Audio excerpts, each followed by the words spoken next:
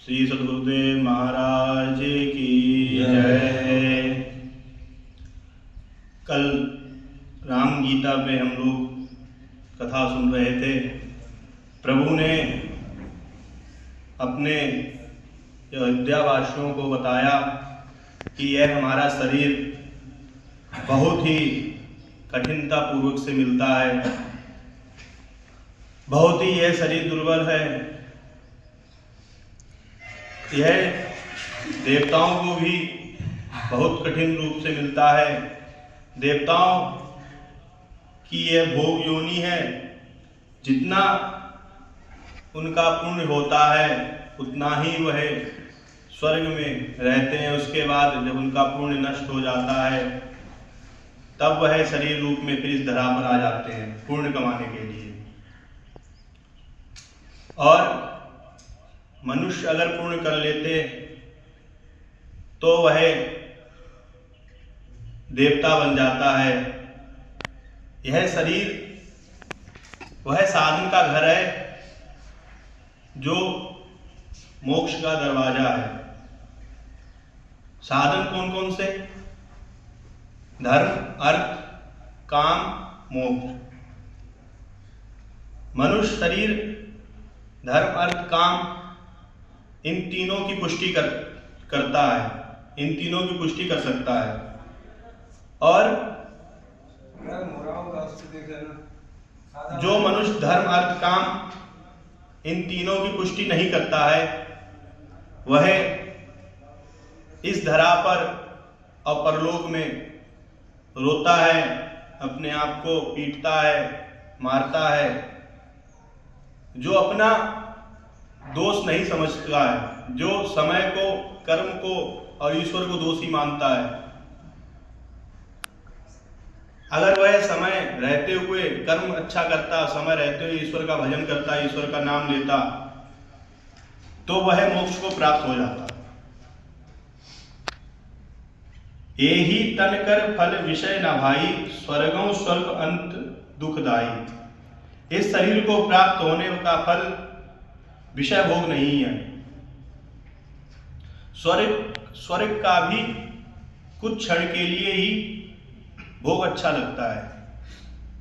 जैसे अभी आपको बताया कि देवता लोगों का जब तक पूर्ण होता है तब तक ही वह स्वर्ग में होते हैं, उसके बाद वह इस धरा पर फिर आ जाते हैं पूर्ण कमाने के लिए। जो लोग मनुष्य शरीर पाकर विषयों में उनका मन लगातार लगा रहता है, वे अमृत को छोड़कर विष धारण कर लेते हैं। जैसे कोई पारस मणि देखकर गुंजा को ले लिया हो, उसी तरह मनुष्य शरीर पाकर वह मोक्ष का प्रयास नहीं करता, प्रभु का नाम जप नहीं करता, उससे बढ़कर इस धरा पर कोई मूर्ख नहीं है। जो अविनाशी जीव हैं,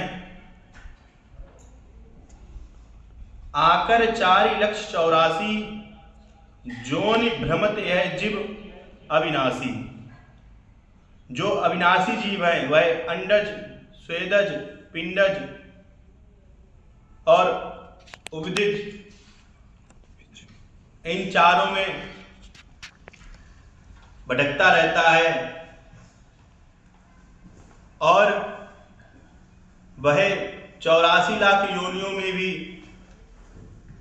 भटकता रहता है। जो मनुष्य सत्कर्म नहीं करता वह 84 लाख योनियों में भटकता रहता है और फिर एक दिन प्रभु उसको इस धरा पर पुण्य कमाने के लिए भेजते हैं। जो व्यक्ति माया, काल, कर्म, स्वभाव और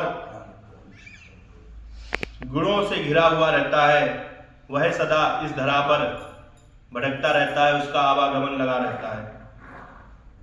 जैसे एक अंधा व्यक्ति 100 दरवाजों के बीच फंस गया हो और जो है 100वां दरवाजा वह खुला हो, वो एक दरवाजे से गिनना शुरू करता है। जब वह 100वां दरवाजा खटखटाने जाता है तो उसके शरीर में खुजली उत्पन्न होती है। जब वह खुजली करना शुरू करता है तो वह 100वां दरवाजा छोड़ देता है, आगे उसके आगे निकल जाता है। फिर से वही यही प्रक्रिया दोहराता है। जब वह 100वें दरवाजे पर जाके जब उसे खुजली उत्पन्न होती है तो जो खुजली करता है वह विषय भोग है, वह उस भोग में लिप्त रहता है, इसलिए वह 100वां दरवाजा नहीं खटखटा पाता जिससे उसे मोक्ष की प्राप्ति हो सके। जो मनुष्य विषय भोग में लगा रहेगा वह कभी भी प्रभु का चिंतन मनन नहीं कर सकता, वह कभी भी मोक्ष की प्राप्ति नहीं कर सकता। अगर इस लोक में वह सुख चाहता है तो प्रभु कह रहे हैं कि अगर वह इस धरा पर सुख चाहता है, सबसे सरल उपाय बताया है भक्ति। भक्ति ही एक ऐसा मार्ग है जो इस धरा से आवागमन से मोक्ष दिला सकता है। अगर किसी के जीवन में ज्ञान है और उसके पास भक्ति नहीं है तो प्रभु कहते हैं कि वह भक्त मेरा प्रिय नहीं होता, वह भक्त हमें अच्छा नहीं लगता। जो अपने ज्ञान के साथ भक्ति को रखता है वह व्यक्ति, वह मनुष्य हमें प्रिय लगता है, वह मनुष्य हमें सबसे अच्छा लगता है। ज्ञान का मार्ग बहुत कठिन है। क्यों? क्योंकि मन, जो हमारा मन है, उसे एक आधार चाहिए, और जब तक हमारे मन के पास आधार नहीं होता तब तक हमारा मन किसी चीज को स्वीकार नहीं करता। जब हमारे मन के पास कोई आधार आ जाता है, आधार की प्राप्ति हो जाती है, तो हमारा मन उस चीज को स्वीकार करना शुरू कर देता है। जैसे हम किसी से कहते हैं कि एक गिलास में पानी दे दो, तो वह जानता है कि पानी कहाँ रखा है, कहाँ पे मिलेगा, कैसा है, तो वह हमें पानी तुरंत ला कर देगा, क्योंकि उस मन के पास एक आधार है। और हम उसी क्षण अगर किसी से कहते, किसी मोहन के नाम के व्यक्ति को बुला के ले आओ, तो अगर उस मन के पास आधार नहीं है तो वह पूछेगा कि यह कौन है, कहाँ पे मिलेगा, कैसा है, क्या करता है। क्यों? क्योंकि उस मन के पास आधार नहीं है। अगर उस मन के पास आधार होगा तो वह तुरंत जाएगा, उस व्यक्ति को बुला के ले आएगा। क्योंकि मन को जब तक आधार मिलेगा तब तक जब तक मन को आधार नहीं मिलेगा तब तक मन किसी को स्वीकार नहीं करता, और जब आधार मिल जाता है तो मन स्वीकार कर लेता है उस चीज को। सगुण ब्रह्म उपासकों ने बताया कि मन प्रभु ईश्वर को भी स्वीकार नहीं करता। फिर उन्होंने मूर्ति की स्थापना की। जब मन को आधार मिल गया तो मन उस मूर्ति को देखकर हंसता है, उस मूर्ति से बात करता है, उस मूर्ति से सामने नाचता है, उस मूर्ति से सामने रोता है, क्योंकि उस मन को एक आधार मिल गया। और उसी को देखते देखते वह मन उस परम पिता परमात्मा में जुड़ जाता है। जो भक्त है, जो मनुष्य भक्ति करता है, उसकी भक्ति स्वतंत्र रूप से होती है। भक्ति के ऊपर किसी का दबाव नहीं है। वह सभी सुखों की खान है, लेकिन सत्संग संतों से ही प्राप्त होता है। अगर हमें अपने जीवन में भक्ति चाहिए तो हमें सत्संग भी करना पड़ेगा, और वह सत्संग हमें संतों से ही प्राप्त होता है।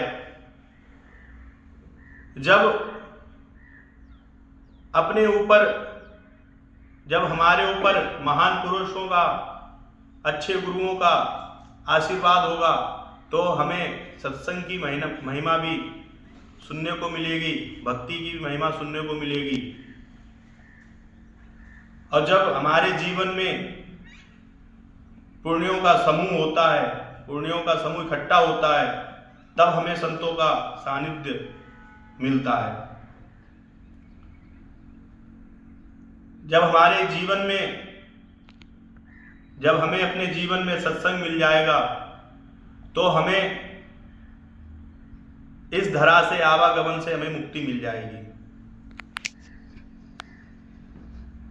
एक श्लोक आता है, पुनरपि जननम पुनरपि मरणम पुनरपि जननी जठरे शयनम, कि बार बार जन्म लेना, बार बार मृत्यु को प्राप्त होना, बार बार मां के गर्भ में शयन करना, इस संसार से पार जाना बहुत कठिन है। इसलिए हे प्रभु, मेरी रक्षा करें, मेरे ऊपर कृपा करें। हमारा इस धरा पर आवागमन तभी बंद होगा जब हम सत्संग की महिमा हृदय से सुनेंगे। जगत में पुण्य एक ही है, उसके समान कोई दूसरा पुण्य नहीं है। वह पुण्य मन, कर्म और वचन। और कहा गया है कि जो ब्राह्मणों के चरणों की सेवा करता है उस पर देवता लोग बहुत अत्यंत प्रसन्न होते हैं। कैसे ब्राह्मण लोग? जो वेदज्ञानी हो, सदाचारी हो, गुणवान हो, ज्ञानवान हो, ऐसे ब्राह्मणों की जो पूजा करता है उन पर देवता लोग बहुत और मुनि लोग प्रसन्न होते हैं। जैसे अग्नि में आहुति देने से भगवान की तृप्ति होती है, उससे ज्यादा ब्राह्मणों को भोजन खिलाने से भगवान की तृप्ति ज्यादा होती है। यह बात इसलिए कही गई है कि ब्राह्मण वेद को श्रद्धा पूर्वक नित्य प्रतिदिन धारण करते हैं। इसलिए जो ब्राह्मणों को भोजन खिलाता है तो भगवान को ज्यादा तृप्ति प्राप्त होती है।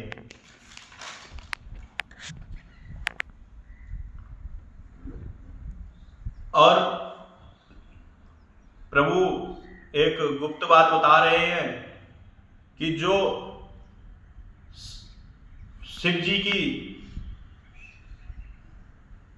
जी का भजन नहीं करता, जो शिव जी की पूजा नहीं करता, वह भक्त हमें प्रिय नहीं लगता। उसके ऊपर मेरी कृपा नहीं होती है। बिना शिव की उपासना किए हुए वह हजारों बार प्रयास कर ले, वह भक्त हमें प्रिय नहीं लगता। उस भक्त के ऊपर मेरी कृपा नहीं होती है।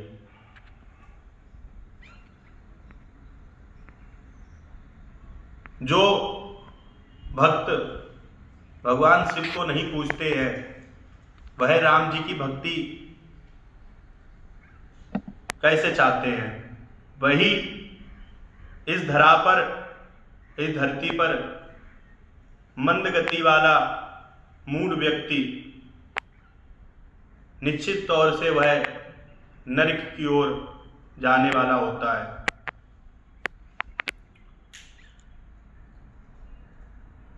कहूं भगति पथ कवन प्रयासा, जोग नामक जप तब उपवासा। भक्ति के मार्ग में परिश्रम क्या है? ना तो कठिनता है, कितना सहज मार्ग है, ना ही उसमें योग है, ना ही उसमें तप है, और ना ही उसमें उपवास है, ना ही उसमें तप करने की आवश्यकता है। भक्ति के लिए योग, तप, उपवास की जरूरत नहीं होती है। वह तो सरल स्वभाव से ही प्राप्त होती है। जो छल कपट रहित, जो अंदर बाहर से एक जैसा होता है, जो अपने मन से कपट, जो अपने मन में कपट नहीं रखता है, सिर्फ सरल स्वभाव को ही रखता है, जो हर दिन प्रभु को धन्यवाद देता है, उसे भक्ति प्राप्त होती है। गीता में कहा, संतुष्टः सततं योगी यथात्मा दृढ़ निश्चया, कि जो पुरुष सभी भूतों में द्वेष भाव से रहित, सबका प्रेमी है, दयालु है, ममता से रहित, अहंकार, सुख दुख की प्राप्ति में क्षमावान और अपराध करने वालों का भी अभय देता है, ऐसा भक्त हमें बहुत प्रिय होता है। मेरा दास कहलाकर यदि कोई मनुष्य की आशा करता है, उसका वह भक्त हम पर कैसे विश्वास करेगा, हम उस पर कैसे विश्वास करें? उसे तो मेरे ऊपर विश्वास ही नहीं है। भक्त वह है जिसको मेरे ऊपर विश्वास हो, जो सरल स्वभाव का हो, और जो मिल जाए उसे संतुष्ट रूप से पा लिया हो, जो किसी की आशा ना करता हो। महाराज जी एक बात बताते हैं कि एक धोबी कपड़े धो रहा था और एक भक्त प्रभु का नाम लेते हुए जा रहा था, तो उसने रास्ते में अपने कपड़े सुखाए, तो वह व्यक्ति प्रभु का नाम लेते लेते इतना मगन था कि उसे याद ही नहीं रहा कि रास्ते में कपड़े सूख रहे हैं। तो उसके पैर उन कपड़ों पर पड़ गए, तो धोबी ने देखा तो उसे गुस्सा आया, तो उस धोबी ने उस व्यक्ति को जोर से चिल्लाया और दौड़कर उसको पकड़ लिया। वह प्रभु का नाम ले रहा था, धोबी ने उसको डांटा कि तुम्हें दिखाई नहीं दे रहा है कि मैं कपड़े धुल रहा हूं, यहाँ सुखा रहा हूं, तुम उन कपड़ों के ऊपर पैर रख के निकल रहे हो। तो प्रभु ने देखा कि हमारे भक्त पर कोई चिल्ला रहा है, कोई उसे डांट रहा है, तो प्रभु एकदम खड़े हुए और भागे उस भक्त को बचाने के लिए। तो माता ने पूछा कि आप कहाँ जा रहे हो? तो प्रभु ने कहा कि मेरे भक्त को कोई मार रहा है, मैं उसको बचाने के लिए जा रहा हूँ। तो जब प्रभु थोड़ी दूर चलते हैं तो देखते हैं कि धोबी उसको एक मार रहा है, तो मेरा भक्त उसको 4 मार रहा है। तो प्रभु वापस चले आते हैं, तो माता पूछती हैं कि आप वापस बहुत जल्दी आ गए हो। तो प्रभु कहते हैं कि वह धोबी उसको एक थप्पड़ मार रहा था और हमने यहाँ से देखा तो मेरा भक्त उसको 4 थप्पड़ मार रहा है। तो प्रभु को ऐसे भक्त भी प्रिय नहीं है जो किसी से बैर करें, जो किसी से लड़ाई करें। अगर भक्ति पाना चाहते हो तो प्रभु का नित्य प्रतिदिन नाम जपते रहो। क्रोध भी 3 प्रकार का पाया जाता है संतों के अंदर। पहला कि पानी के ऊपर लकीर खींच देना, पानी के ऊपर कुछ सेकंड मात्र के लिए भी लकीर नहीं खींचती है, उसी प्रकार संतों का क्रोध होता है। और दूसरा है कि रेत पर लकीर खींच देना, 1, 2, 3 मिनट तक रहेगी, हवा चलेगी, फिर वह लकीर बंद हो जाएगी। ऐसा ही संतों का हृदय होता है। और जो तीसरी तीसरा जो क्रोध बताया गया है वो पत्थर की लकीर, कि पत्थर पे लिखा हुआ जल्दी से समाप्त नहीं होता, वह सदियों साल तक चलता रहता है। अगर हम किसी से बैर रख लें तो हम उससे अगर 2, 3, 4, 5 साल बाद भी मिलें तो हमें वह घटना याद आती है कि हमने इससे इस प्रकार बैर किया था। तो हमें भक्ति भी सरल स्वभाव से करनी चाहिए। और इस धरा पर आवागमन तभी बंद होगा जब हम प्रभु का नित्य प्रतिदिन नाम जपेंगे, प्रभु के प्रति श्रद्धावान रहेंगे और उनके ऊपर विश्वास करते रहेंगे। ऐसे ही हमें भक्ति करनी चाहिए। आज का मेरा विषय यहीं तक। जब हमारी अगली बारी आएगी तो हम फिर इसके आगे चलेंगे। उससे पूर्व प्रभु का भजन करते हैं। श्रीमन्नारायण नारायण हरि हरि, श्रीमन्नारायण नारायण हरि हरि, भजमन्नारायण नारायण हरि हरि, भजमन्नारायण नारायण हरि हरि, श्रीमन्नारायण नारायण हरि हरि, श्रीमन्नारायण भजमन्नारायण नारायण हरि हरि, भजमन्नारायण नारायण हरि हरि, श्रीमन्नारायण नारायण हरि हरि, भजमन्नारायण नारायण हरि हरि, भजमन्नारायण नारायण हरि हरि, भजमन्नारायण बोलिए गुरुदेव महाराज की जय हो।